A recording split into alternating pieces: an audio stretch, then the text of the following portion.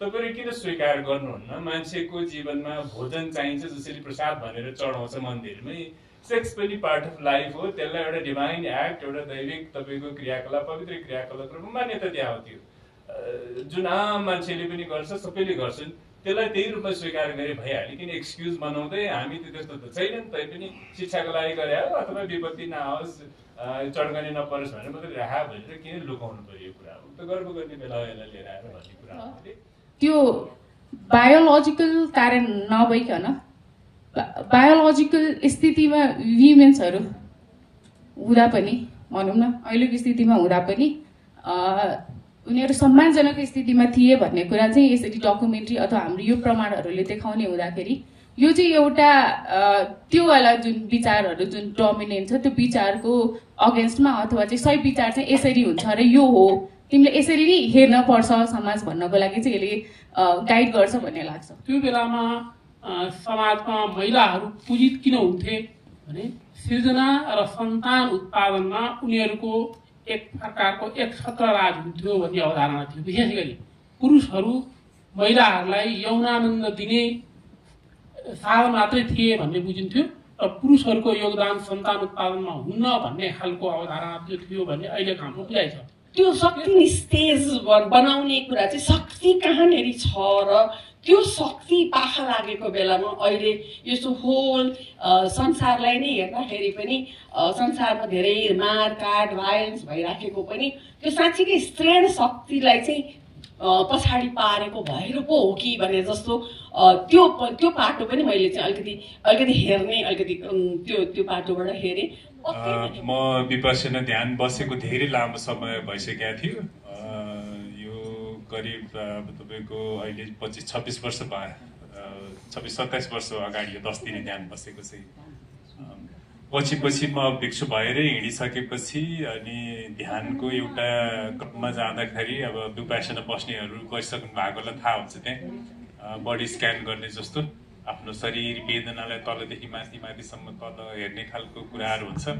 अनि त्यसले एकदम फाइदा गर्छ। अनि अलिक पछि गएपछि त्यो ऊर्जाको रूपमा भित्र अब यो हाम्रो अवचेतन मनमा रहेको त्यो पनि स्वचालित ऊर्जा, इन्भोलन्ट्री एनर्जी भन्छ, भोलन्ट्री एनर्जी भयो। हामीले हातखुट्टा चलाउने, हिँड्ने, खाने, यताउता सोचेर गर्ने भयो। अर्को चाहिँ नसोचिकन हाम्रो यो इन्टेलेक्ट माइन्डले नभ्याएको तर आफै स्वचालित हुने खालको एउटा त मोटर सिस्टमहरू नै छ हाम्रो, न्युरो सिस्टमहरू, जस्तो हाम्रो पाचन क्रिया गरिरहेछ, फोक्सोले सास फेर्ने लिने गरिरहेछ, हार्टले गरिरहेछ, त्यसलाई हामीले भनिराख्नु पर्दैन, त्यसलाई इन्भोलन्ट्री ऊर्जा भन्छ। र कति ठाउँमा चाहिँ तपाईँको अलिकति आपतकाल जस्तो लागेको स्थिति तर हाम्रो आदतले हुने खालको ऊर्जाहरू पनि इन्भोलन्ट्री नै पर्छ। उदाहरणको लागि साँप देख्ने बित्तिकै हामी तर्सेर भाग्छौँ या मार्न जान्छौँ, त्यो आगोमा छोइयो भने तुरुन्तै झिकिहाल्छौँ हामीले हात। त्यो चाहिँ तपाईँको यो चाहिँ स्वचालित ऊर्जा भनौँ न, त्यो संस्कारको, कर्म संस्कारको एकदमै पुरानो बनेको आदतले हामीलाई गराउँछ। त्यो सोच्ने दिमागले भनिराख्नु पर्दैन मैले आगोलाई छोएँ, यसले पीडा दिन्छ, त्यस कारण मैले हात झिक्नुपर्छ भनिराख्नु पर्दैन। त्यसमा काम गर्नुपर्ने चाहिँ एक खालको स्टेजमा त्यो टेक्निक फेला नपरेपछि अनि त्यो ऊर्जालाई कसरी, अब त्यो ब्लक भएको ऊर्जाहरूलाई कसरी हेर्ने पनि अब यतापट्टि एक खालको चक्रहरूको कुरा गरेर सुनिन्छ, अर्कोतिर के खालको, तर सिस्टमेटिक खालको टेक्निक नपाएपछि अब ऊर्जालाई शक्ति भन्ने भयो। अर्को शब्दमा शक्ति त देवीहरूलाई भनिन्छ हाम्रो यहाँनिर, भनेपछि सायद हाम्रो यहाँ अजिमाहरू, मातृकाहरू, देवीहरूसँग छ कि यो भन्ने खोज्ने क्रममा चाहिँ अनि 7-8 वर्ष अगाडि चाहिँ मैले अलिकति धेरै अध्ययन गर्न थालेँ। बिचबिचमा म युके बस्थेँ त्यति बेला। अनि यहाँ आउँदाखेरि चाहिँ यहाँको अलिकति तन्त्र साधना गरिरहेका थोरै मात्रै हुनुहुन्छ अहिले, र केही पूजाहरू गरिरहेकाहरूसँग अनि उहाँहरूसँग, र अरू चाहिँ त्यो ध्यानको केही विधिहरू सिक्ने क्रममा अनि अजिमाहरूको कथाहरूमा सुन्न पुगेँ, मातृकाहरूको कथाहरूमा आइसकेपछि चाहिँ अनि उहाँहरूले यो त्यो ध्यानको सँगसँगै अनि सामाजिक, आर्थिक, तपाईँको यो राजनैतिक यो खालको प्रथा पनि अलिकति खुल्दै आउन थाल्यो। अनि मलाई चाहिँ गजबको पनि लाग्यो। अब पितृ सत्ताको विरुद्धमा अलिकति हामीले काम गरिराखेको, संविधान लेख्दाखेरि होस् अथवा तपाईँको चाहिँ यो एलजिबिटी राइट्समा काम गर्दाखेरि होस्, त्यसमा चाहिँ यो खालको कथाहरूले चाहिँ बढी इम्पावरिङ हुन सक्ने रहेछ भन्ने लागेपछि अनि मैले थप अध्ययनहरू गरेँ, अलिकति ठाउँहरू भेट्ने, लोकलहरूसँग कुरा गर्ने, कथाहरू सुन्ने गर्दाखेरि अनि जसमा लागेको चाहिँ हाम्रो यहाँको अजिमाहरूको अब सप्त अजिमा भयो भक्तपुरमा, अष्टमातृका अजिमा नै भन्ने भन्छन् उहाँहरूको कथाहरू धेरैको अब दिदीबहिनीहरूको रूपमा मान्ने चलन छ एकअर्कालाई। अनि सबभन्दा सुप्रिम नै उहाँहरू आइडल, सबभन्दा माथिल्लो निकायको अब भनौँ न यो दैविक शक्ति नै उहाँहरूको, त्यहाँभन्दा माथिको पुरुषको चाहिँ खासै त्यति चित्रहरू पाइँदैन त्यसमा। अनि अब अजिमाहरूको छोराछोरीहरू छन्, दिदीबहिनी छन्, दाजुभाइ छन्, कहीँ प्रेमीहरू पनि चाहिन्छ, तर हस्बेन्ड छैन, पति छैन उहाँहरूको भनेपछि मातृसत्तात्मक रहेछ कि भन्ने मलाई अलिक बढी चाहिँ त्यो लाग्दै आउन थाल्यो। खास गरी एकदमै डोमिनेन्ट भएको भने चाहिँ बायोलोजिकल डिटर्मिनिस्ट आइडिया हो, जसले चाहिँ महिलाहरू बायोलोजिकल कारणले गर्दाखेरि उनीहरू यो स्थितिमा छन् भनेर, र यो चाहिँ नेचुरल हो अनि अनचेन्ज, र यो पहिलेदेखि नै यस्तै थियो भन्ने भाष्य छ, यसले नै डोमिनेट गरेको छ। तर महिलाहरूको स्थिति चाहिँ यो बायोलोजिकल डिटर्मिनिस्ट आइडियाले चाहिँ सही रूपमा चित्रण गर्दैन। तसर्थ त्यो बायोलोजिकल कारण नभइकन बायोलोजिकल स्थितिमा विमेन्सहरू हुँदा पनि, भनौँ न अहिलेको स्थितिमा हुँदा पनि उनीहरू सम्मानजनक स्थितिमा थिए भन्ने कुरा चाहिँ यसरी डकुमेन्ट्री अथवा हाम्रो यो प्रमाणहरूले देखाउने हुँदाखेरि यो चाहिँ एउटा त्यो वाला जुन विचारहरू जुन डोमिनेन्ट छ त्यो विचारको अगेन्स्टमा, अथवा चाहिँ सही विचार चाहिँ यसरी हुन्छ र यो हो, तिमीले यसरी नै हेर्न पर्छ समाज भन्नको लागि चाहिँ यसले गाइड गर्छ भन्ने लाग्छ। अहिले रिसेन्टली एउटा आएको हराडीको किताब जुन नेक्सस छ, त्यो नेक्ससमा जुन इन्फर्मेसनले कसरी समाजलाई नियन्त्रण गरिराखेको हुन्छ, एउटा न्यारेसन, एउटा स्टोरी क्रिएट जुन गरिराखेको हुन्छ, त्यो कथाले कसरी समाजलाई डोर्याइरहेको हुन्छ भन्ने कुरालाई प्रिटेन्ड गर्न खोजेका छन् त हराडीले। र मुख्य कुरा त्यो कथाभन्दा पनि कथा कसले सिर्जना गर्यो र कथाका तत्त्वहरू के हुन् भन्ने कुरालाई त्यो किताबले महत्त्व दिइराखेको छ। र यहाँ हामीले पनि त्यही देख्यौँ, जस्तो समाजको विकासको क्रममा सुरुमा मानव जातिको उत्पत्ति भइसकेपछि अथवा मानव जाति समाजमा बस्न थाले, सभ्यताको क्रममा अगाडि आउने क्रममा त्यो बेलामा सृष्टि र सृजना भन्ने कुरा महत्त्वपूर्ण थियो।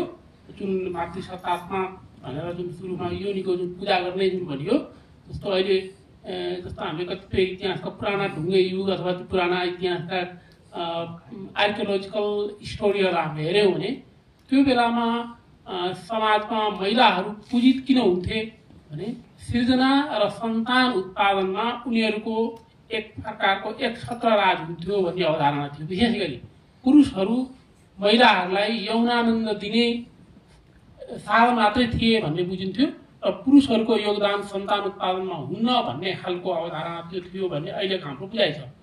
त्यस अर्थमा सृष्टिको लागि महिलाहरू अपरिहार्य र महिलाहरू मात्रै हुन् भन्ने जुन एउटा अवधारणा र त्यो ज्ञानमाथि बिस्तारै कहाँ चेन्ज हुन थाल्यो भने जब कृषि युग सुरु भयो, जुन हामीले चाहिँ इतिहासलाई पढ्दै गयौँ भने कृषि युगमा बिउ रोपेर जमिनमा बिउ रोपेपछि बिउबाट चाहिँ जुन फल, जुन खालको बाली आर्जन हुन्छ, जुन खालको सृजना हुन्छ, त्यसपछि मानिसहरूलाई के लाग्न थाल्यो भने जसले बीज रोप्छ सन्तान त त्यसको पो हुने रहेछ भन्ने त्यो जुन ट्रान्जिसन फेज हाम्रो नयाँ न्यारेसन क्रिएट भयो, नयाँ कथा क्रिएट भयो र त्यो हाम्रो समाजमा पनि त्यो प्रकट भएको छ र आजको दिनसम्म आइपुग्दाखेरिमा त्यो अवस्था देखिन्छ भन्ने खालको एउटा हाम्रो जुन रियालिटी छ समाजको, त्यसलाई यो डकुमेन्ट्रीमा पेश गरिएको छ। जस्तो जुन अजिमाको मार्फतबाट सुरुमा हामी देवी पूजा गर्छौँ, तर कालान्तरमा के भइदियो हाम्रो हिन्दू मिथमा पनि के छ भने देवीको शक्तिको स्रोत भनेको हामीले के भन्छौँ, जस्तो दुर्गाको हामीले चाहिँ कथा गर्छौँ भने दुर्गाको शक्ति कहाँबाट आउँछ? अलिकति इन्द्रबाट आउँछ, अलिकति महादेवबाट आउँछ, अलिकति विष्णुबाट आउँछ। हामीले भन्दै गयौँ दुर्गाको भवानीको पूजा गर्छौँ, तर दुर्गा भवानीको त आफ्नो एउटा शक्ति छँदै छैन। हाम्रो न्यारेसनले के क्रिएट गर्यो भने दुर्गा भवानी भनेकै पुरुष देवताहरूको सामूहिक एउटा उपज मात्रै हो, त्यसको शारीरिक रूप चाहिँ स्त्री रूप दिइयो तर शक्तिको स्रोत भने पुरुषलाई मानियो भन्ने जुन खालको एउटा न्यारेसन क्रमशः क्रिएट हुँदै गयो र महिलाहरू शक्तिको केन्द्रबाट एउटा चाहिँ निर्णायक हुन सक्ने केन्द्रबाट बाहिर हुँदै गए।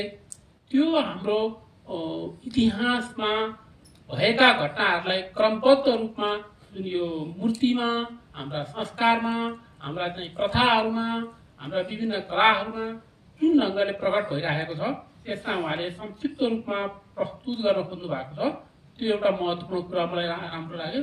र त्यो सँगसँगै समाजमा जस्तो विशेष गरी अहिले हामी यो आधुनिकमा चाहिँ डाइकोटोमी जेमा पनि यस र नो, फल्स र ट्रुथ दुईटा मात्रै भन्नेमा स्त्री र पुरुष भन्ने बाहेक समाजमा तेस्रो चौथो विभिन्न खालका लिङ्गहरू पनि हुन्छन् जुन समाजले स्वीकारेको थियो, तर आज हामीले त्यसलाई बिस्तारै अस्वीकार गर्दै गयौँ। अधिमाको रूपमा देवीको रूपमा हामीले त्यो कुरा स्वीकारेका थियौँ। जस्तो उहाँले जुन नारेसनमा क्रिएट गर्नु प्रकट गर्नुभएको प्रस्तुत गर्नुभएको छ, महिला शरीर भएका र महिला जस्तै अब हामीले बुझ्नको लागि हाम्रो भाषा त्यही छ। फेरि भाषामा हामी जेन्डर भनेर जुन भन्छौँ, लिङ्ग भनेर जुन भन्छौँ, मेल र फिमेल मात्रै छ।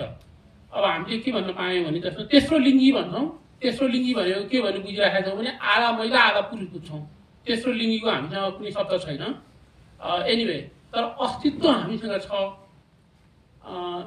एउटा महिला भएर महिला शरीर भएको, एउटा पुरुष भएर पुरुष शरीर भएको, एउटा महिला भएर महिलाको जस्तो व्यवहार नगर्ने, पुरुष भएर पुरुषको जस्तो व्यवहार नगर्ने, यस्ता खालका जुन उहाँले 6 प्रकारका प्रकट गर्नुभएको छ जुन यो डकुमेन्ट्री मार्फत। त्यसले हाम्रो समाजले हामीले इतिहासमा के स्वीकारेका थियौँ र आज के अस्वीकार गर्दै र पुरुष सत्तालाई मात्रै हामीले केन्द्रमा राख्यौँ। जुन कुरो बिस्तारै हामीले हटाउने हो भने, पुरुष सत्तालाई हामीले बुझ्ने हो भने हाम्रो इतिहास र वास्तविकतालाई बुझ्न सकिन्छ र हाम्रो मानव अस्तित्व शक्तिको केन्द्र के हो र एक खालको सह-अस्तित्वको जीवन हामीले निर्वाह गर्न सक्छौँ भन्ने उहाँले यो डकुमेन्ट्रीबाट प्रस्तुत गर्न खोज्नुभयो भन्ने मैले बुझेँ। यसको लागि फेरि उहाँलाई म बधाई र धन्यवाद। एकदमै धेरै, किनभने यो हेर्ने बित्तिकै मेरो 2-3 कुराहरू रिफ्लेक्ट भएको छ। म त्यसमा आउँछु। तर साँच्चीकै आँट गर्नुभएको हो तपाईँले, होइन? यो चाहिँ एउटा ऐतिहासिक दस्तावेज पनि हो। खासमा भन्ने हो भने हाम्रो सरकार अलि राम्रो सरकार, अलि सुन्ने सरकार, अलि बुझ्ने सरकार हो भने सरकारको लागि यो ठुलो उपलब्धिमूलक दस्तावेज हुन सक्छ है। एउटा होल टुरिज्म प्रमोसनको लागि पनि यसले ठुलो काम गर्न सक्छ जस्तो पनि लाग्छ मलाई, होइन? यसले एकदमै पोटेन्सियालिटी बोकेको डकुमेन्ट्रीको रूपमा देखेँ मैले। यो एउटा पक्कै पनि गर्दाखेरि कति ठाउँमा सुधार्नु पर्ने होला, कति ठाउँमा अझ थप्नु पर्ने होला। त्यो प्रक्रियाबाट जाने कुराहरू, होइन? त्यसैले त्यो प्रक्रियाबाट जाने कुराहरूमा छन् धेरैवटा ठाउँ छन् जहाँ चाहिँ अलिकति अझै हामीले काम गर्नुपर्छ भन्ने लाग्छ। अब दोस्रो मलाई चाहिँ अहिले मेरो रिफ्लेक्सन, मेरो दिमागमा जे आएर त्यो म त्यही भन्छु। म एकदमै ऐतिहासिक हिसाबले पनि बोल्दिनँ, त्यो दिमागमा आएका कुरा मात्रै राख्न चाहन्छु। म सुनिलले चिन्नुहुन्छ मलाई, म स्ट्रेट फरवर्ड बोल्ने मान्छे हो। पहिलो दिमागमा त्यो के आयो भन्दाखेरि अहिले जुन युएसमा र युकेमा महिलाको परिभाषा तयार गर्ने जुन खालको डिबेट चलिरहेछ, युकेको अस्तिको सर्वोच्च अदालतले पनि जुन कुरा भनिरहेछ, त्यो डिबेटलाई च्यालेन्ज दिनलाई चाहिँ यो डकुमेन्ट्री बडा राम्रो हुन्थ्यो होला जस्तो लाग्यो कि मलाई। किनभने अहिले महिलाको परिभाषा के हो भनेर भन्ने कुरा चाहिँ अहिले ट्रम्प एडमिनिस्ट्रेसनमा आएपछि चाहिँ एकदमै त्यो चलिराखेको छ र तँभन्दा मभन्दा तँ भनेर अहिले चाहिँ ट्रम्पलाई खुसी पार्ने अभियानमा त्यो कुराहरू चलिराखेको छ। त्यस कारणले मैले हेर्दा, होइन, मलाई आफूलाई कहिले कहिले कस्तो लाग्छ त्यही सोचिरहेको थिएँ मैले।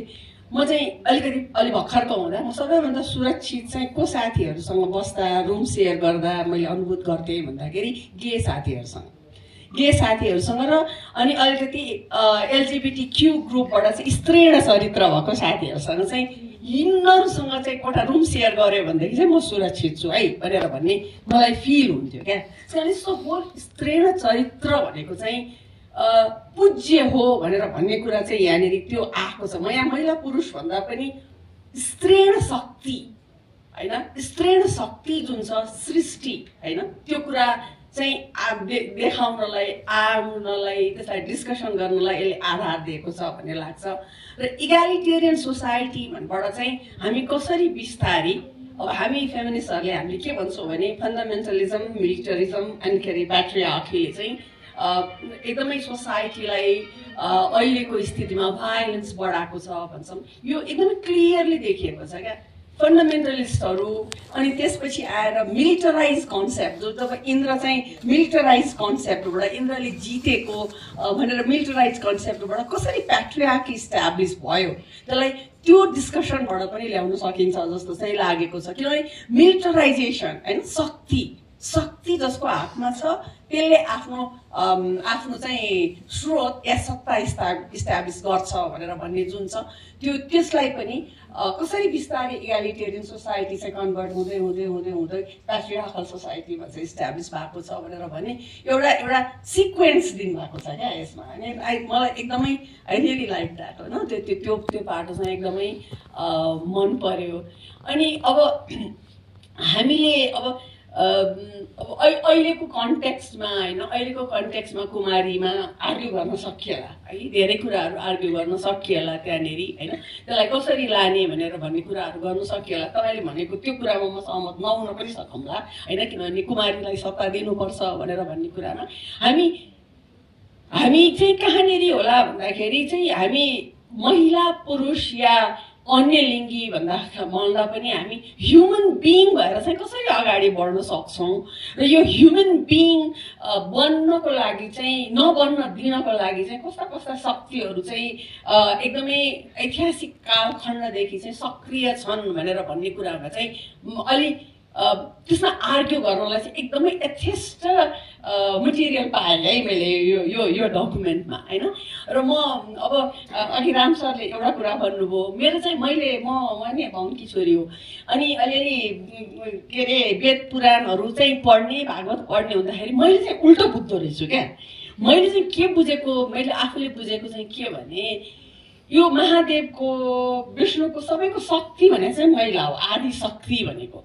रिस उठ्यो भनेदेखि चाहिँ त्यहाँबाट निस्किदियो भने महिला शक्ति निस्किदियो भने महादेव पनि निस्तेज हुन्छन् है होइन। शक्ति निस्किदियो भने महादेव पनि निस्तेज भए, शक्ति निस्केपछि चाहिँ विष्णु पनि निस्तेज भए भनेर भन्ने खाललेमा म हजुरआमासँग हुर्केको, सायद त्यसैले मलाई हजुरआमाले त्यो कुरा पढाउनु भयो हो जस्तो लाग्छ मलाई होइन। त्यसैले त्यो शक्ति निस्तेज बनाउने कुरा चाहिँ शक्ति कहाँनिर छ र त्यो शक्ति पाखा लागेको बेलामा अहिले यस्तो होल संसारलाई नै हेर्दाखेरि पनि संसारमा धेरै मारकाट भाइलेन्स भइराखेको पनि त्यो साँच्चीकै स्त्रीण शक्तिलाई चाहिँ पछाडि पारेको भएर पो हो कि भने जस्तो त्यो पाटो पनि मैले चाहिँ अलिकति हेर्ने त्यो पाटोबाट हेरेँ।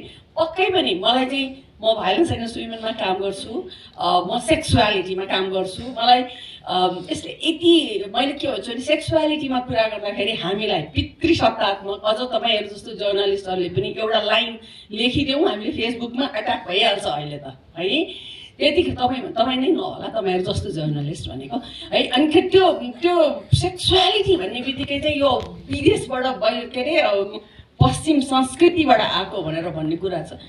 पूर्वीय संस्कृतिमा कसरी 6वटा 7वटा 8वटा चाहिँ सेक्सुअल ओरिएन्टेसन भएको समूहहरू छ, कस्तो खालको सेक्सुअल प्र्याक्टिसेसहरू भएको छ भनेर भन्ने कुरा त पूर्वीय ग्रन्थमा छ, पूर्वीय हिसाबमा छ। त्यसैले यसलाई पश्चिमी आयातित भन्नेहरूले चाहिँ अलिकति राम्ररी यो डकुमेन्ट्री पनि हेर्ने, अलिकति नालन्दा पनि जाने, त्यो कामहरू खजुराहो पनि जाने भनेर कुराहरू चाहिँ गर्नुपर्छ होला जस्तो लाग्यो मलाई। Very interesting.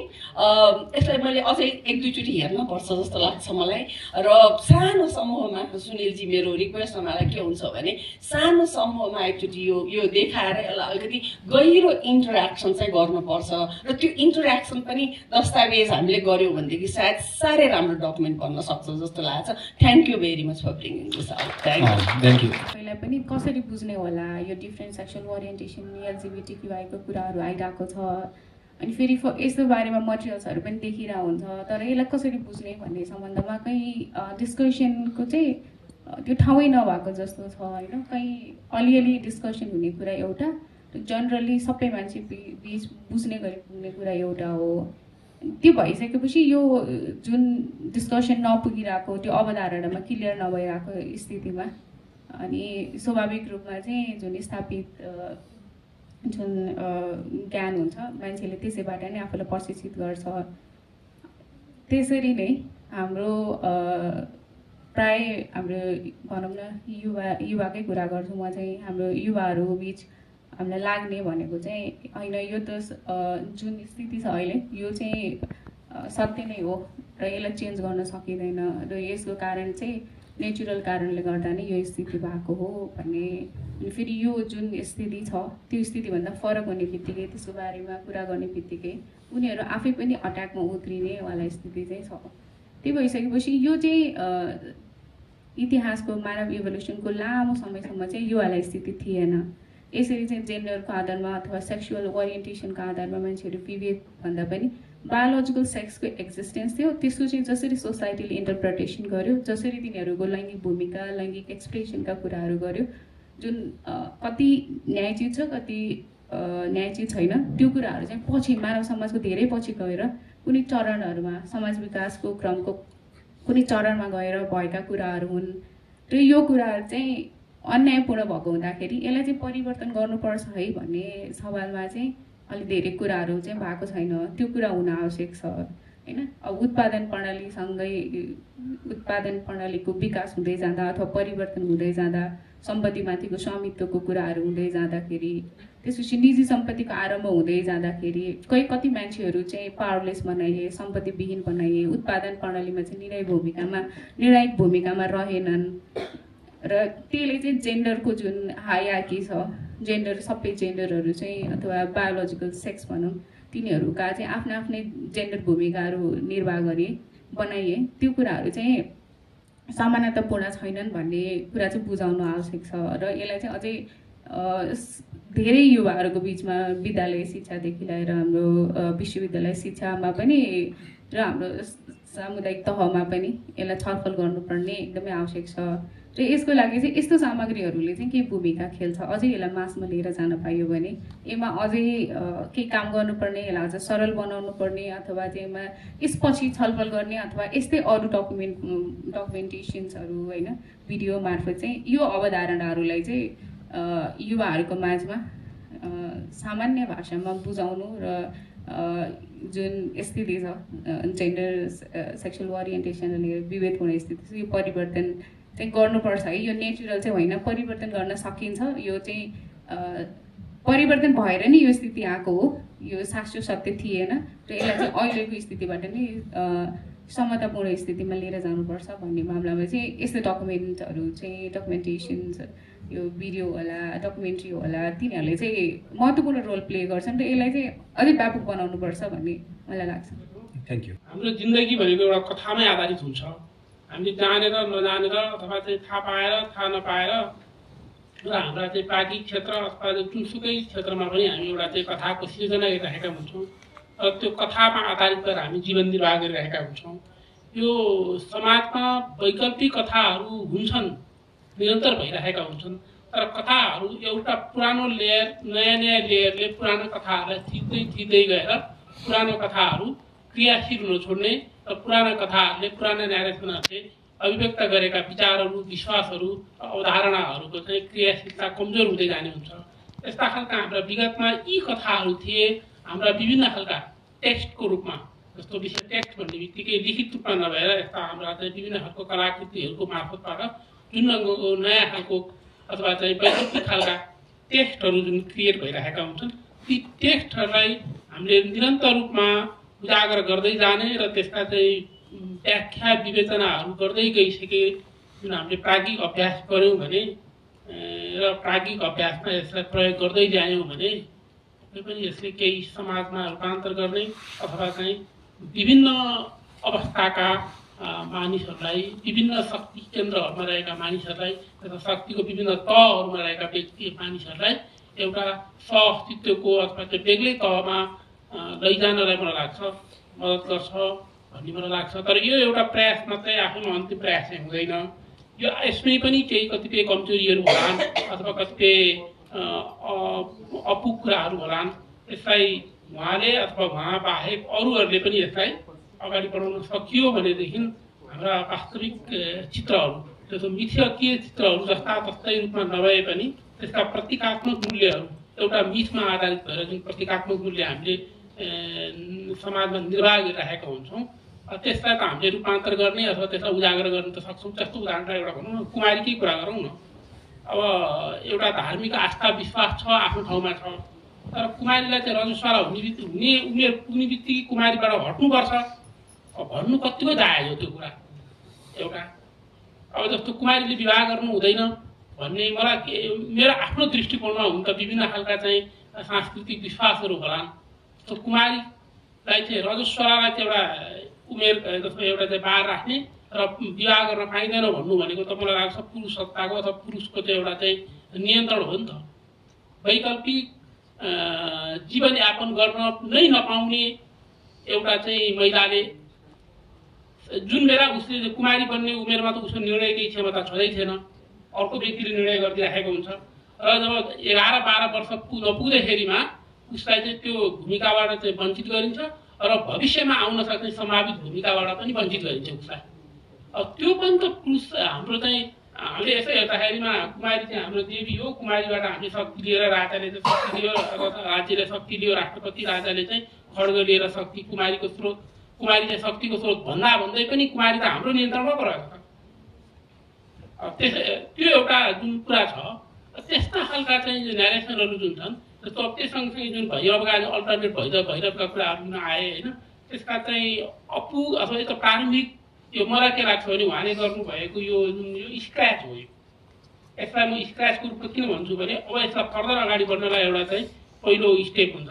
प्राकृतिक अभ्यासहरूमा यस्ता खालका डकुमेन्ट्रीहरू निर्माण गर्ने, डकुमेन्ट्रीमाथि चाहिँ बहस गर्ने, यी कुराहरू गर्दाखेरिमा यसले पक्कै पनि सकारात्मक योगदान गर्छ। हजुर, थ्याङ्क यू। सहमत, त्यो चाहिँ स्क्रैच हो अनि सुरुवाती मात्रै हो। तर मैले चाहेको पनि यहाँभन्दा अगाडिको कामहरूमा या टिममा मिलेर गरौँ, नभए अब देशका विदेशका बाहिरका पनि के तारहरू जोडिया छ बाहिर पनि जेन्डर स्टडी गर्नेहरूले यो टपिकलाई लिएर आएर आफ्ना थिसिसहरूले अजिलाहरूमाथि लाखेमाथि तपाईँको यहाँको यो निरीक्षा अथवा तपाईँको चाहिँ त्यो मैले शब्द चाहिँ कङ्काल भने खास कङ्काल होइन, कच्च भनेर भन्छ त्यसलाई। अनि क्वाम भनेको एकदमै हट तातो, सायद एकदमै रिसाउने मान्छे भने होला जुन चाहिँ अल्फा मेलको प्रतीक हो त्यति बेलाको। अनि हाम्रो अब अल्फा मेल भनेर पश्चिमा जगतमा चाहिँ एकदम मसल भएको मान्छेलाई भन्छ, यहाँ चाहिँ पुरुषत्वको प्रतीक चाहिँ हड्डी, हार्डलाई मान्छ, त्यो भएर एकदमै पुरुषको। अनि फ्लेस र यो के अरे रगत र मासु चाहिँ मातृसत्ताको भनेर भन्छ। त्यो गणेश र कार्तिकेयको जन्ममा पनि पार्वतीले मात्रै बनाएको गणेश अलि मोटो घाटो हुनु त्यो कारण, कार्तिकेयको एथलेटिक हुने कारण चाहिँ शिवले भन्ने कथा पनि छ। त्यो आधारमा हो। त्यो चाहिँ मैले अब सातै जेन्डर भन्नुपर्ने हो, त्यसलाई पनि एकदमै रिसा अति हुन्छ नि, पुरुष सत्वको अति भएको मान्छेलाई अल्फा मेललाई पनि एउटा छुट्टै जेन्डर मानेर रहेछ। त्यहाँ हेर्दाखेरि सातै जेन्डर भन्नुपर्छ खासै भन्दाखेरि चाहिँ। यो खालको कुराहरू गर्दाखेरि तपाईँको चाहिँ अब यसमा थुप्रै कामहरू गर्नु बाँकी छ। अरू युनिभर्सिटी प्रपरली स्टडी गरे पनि हुने हो, यहाँको तपाईँको पुरातत्व विभागले गरे पनि हुने हो। त्यसपछि तपाईँको रेणुजीले भने जस्तै अब यो टुरिज्मलाई पनि काम लाग्छ यो। अनि नेपाल टुरिज्म बोर्डसँग कुरा भयो, उहाँहरूले अग्री पनि गर्नुभयो, तर फन्ड चाहिँ कहिले पनि छुट्याउँदैन। अनि मैले चाहिँ यो लैङ्गिक यौनिक अल्पसङ्ख्यक रेनबो टुरिज्मलाई पनि डेभलप गर्न सकिन्छ। यसलाई हामीले अरू देशको जस्तो श्रीजी टुरिज्मै ल्याउनुपर्छ भन्ने छैन, यहाँको कल्चरल हेर्न हो भने पनि आउँछ। र अहिले युरोप र अमेरिकामा अलिक बढी भएको चाहिँ त्यहाँको महिलाहरू सोलो वुमेन ट्राभल भनेर भन्छ, त्यसको लागि थुप्रो प्रडक्टहरू बनाएर बेच्ने चलन छ अहिले चाहिँ। किनभने महिलाहरू हामी सधैँ हस्बेन्डको पछि लाएर हिँड्छौँ, हामी हाम्रो गाउँमा अरू मजाले घुम्छौँ भन्ने खालको ट्रेन्ड बढाएको छ। त्यसलाई चाहिँ नेपालको खास गरिकन भूमि काठमाडौँ लगायतका जुन छ नि अजिमाहरूको कथा एकदमै इम्पावरिङ हुन्छ लिएर आएर। अनि मैले अफर पनि गरेको थिएँ, यो हेरिटेज टुर जस्तै भक्तपुर पनि गरौँ, पाटनको पनि भयो, किर्तिपुरमा नि हुन्छ। अनि देशभरिका चाहिँ मातृसत्तात्मक जुन पुरातात्विक यस्ता धार्मिक स्थलहरू छन् त्यसको म्यापिङ गरौँ। अहिलेसम्म राम्रोसँग म्यापिङ पनि भइरहेछ। अनि अर्को दुःख लाग्दो कुरा चाहिँ ठ्याक्कै हिजो 10 वर्ष भयो अनि मैचालो गएको ठुलो, अनि त्यसमा तपाईँको पितृसत्तात्मक हेरिटेज साइट्सहरू चाहिँ राम्रोसँग फन्डेड वेल फन्डेड रेनोभेसन भएको छ। मातृसत्तात्मक 1-2टा महत्त्वपूर्ण मन्दिर बाहेक बाँकी चाहिँ उस्तै छन् अहिले पनि। त्यहाँ गुठीले पनि हेरेको छैन, सरकारले पनि हेरेको छैन, त्यो हालत छ।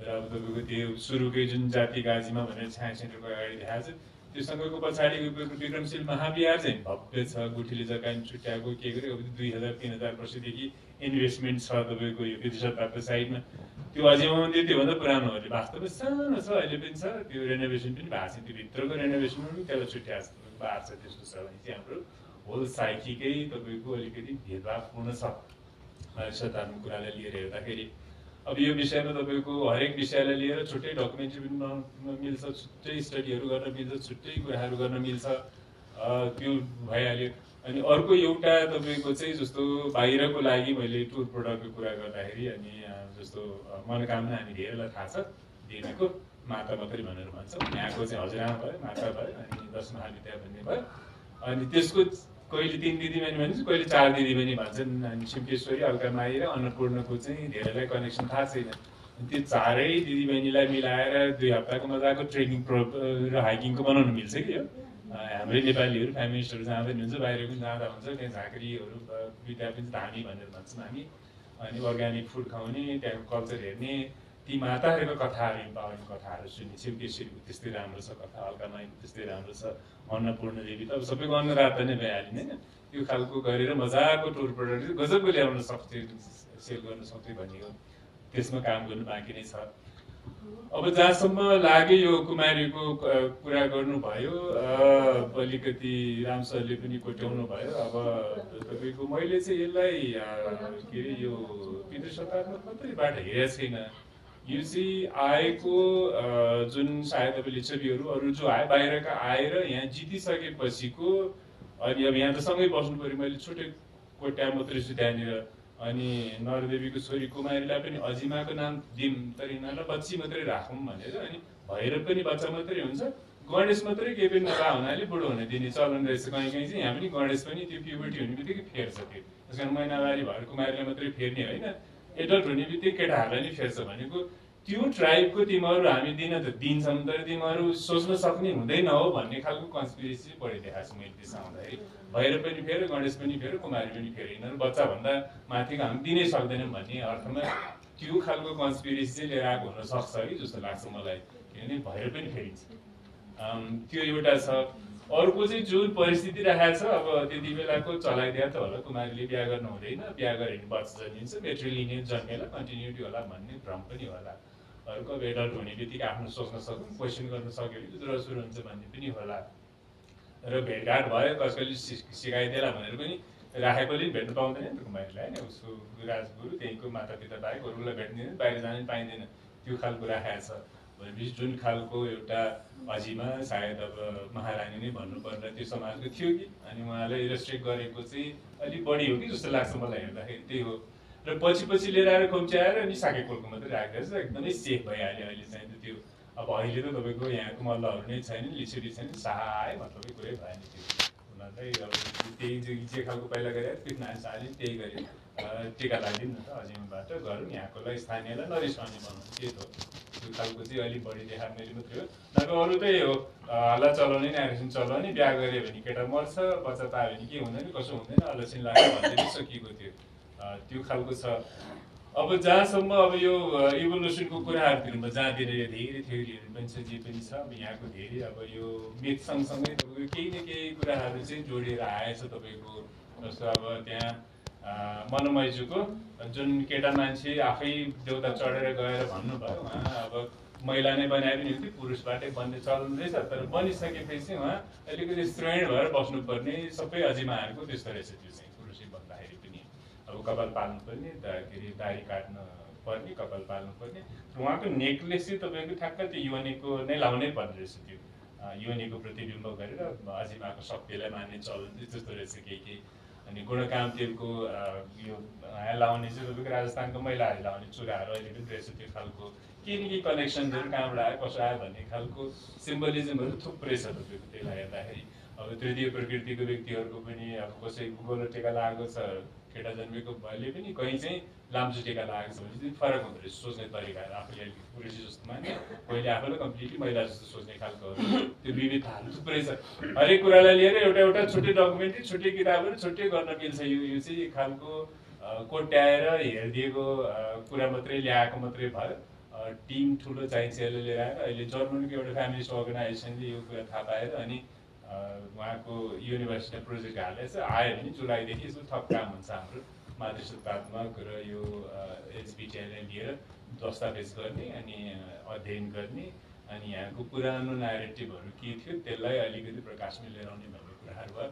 अब जुन ढङ्गले प्रेमजीले भने जस्तै सेक्सुअलिटीको कुरा यौनिकतालाई लिएर आएर हाम्रो यहाँ प्रकट भएको छ त्यसलाई खुलेर हामीले गर्वसहित चाहिँ अगाडि ल्याउनु पऱ्यो कि। मैले यहीँकै नेवारहरूलाई सोधेको थिएँ अनि उहाँहरूले पनि जे भने पनि यो त पार्ट अफ सेक्सुअल एजुकेसनको लागि राखे होला भन्ने एक थरीको भनाइ चाहिँ बिजुली चम्किँदाखेरि हुन्छ नि त्यसले मन्दिरलाई स्ट्राइक नगरोस् भनेर आखेरै भनेर भन्छ।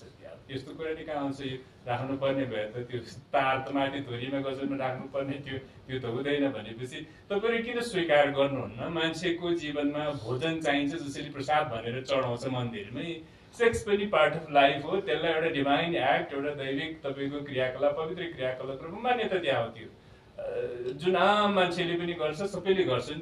त्यसलाई त्यही रूपमा स्वीकार गरे भइहाल्यो। किन एक्सक्युज बनाउँदै हामी त त्यस्तो त छैन नि तै पनि शिक्षाको लागि गरे हो अथवा विपत्ति नआओस् चड्कने नपरोस् भनेर मात्रै राखा भनेर किन लुकाउनु पर्यो? यो कुरा हो त गर्व गर्ने बेला यसलाई लिएर आएर भन्ने कुरा हो मैले। तर एकदमै धेरैजना चाहिँ को चाहिँ सहयोग चाहिने भएको हुनाले अब यसमा सहकार्य गरौँ। मलाई लाग्छ त्यसलाई छलफल अगाडि बढौँ।